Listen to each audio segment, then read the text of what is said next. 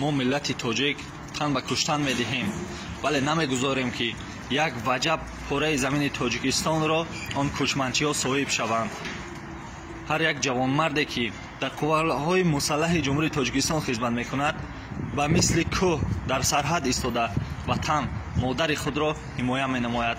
мо албатта тарафдори ҷанг нестем, вале ҳар як амале ҳадде дорад.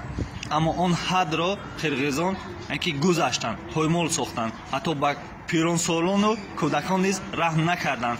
он буд ки мардуми тоҷикро водор сохт то бар зидди ин кӯчманчиҳо ки дастаҷамона мубориза баранд ва чӣ гуна будани тоҷику тоҷдорро муаррифӣ созанд ва халқи онҳоро, хонаи онҳоро ки бар ҷавобманд толумор сохта ба онҳо исбот намоянд ки мардуми тоҷик аҳд аст ба якдигар ки аз як гиребон сар бароварда бар зидди кадом душмане ки набошад ки мубориза хоҳад бурд. ва мо намегузорем ки ватани тинҷу ором, ватане ки пур аз осудагию сулҳу ваҳдат аст, онро он кӯчманчиҳо вайрон созанд. мо ҳама сар ба сар тан ба куштан диҳем, беҳ аз он ки кишвар ба душман диҳем. бори дигар шермардони тоҷик, он ҷавонмардоне ки барои ҳимояи марзу бум михеш ки рафтаанд, шуморо муваффақият хоҳонам.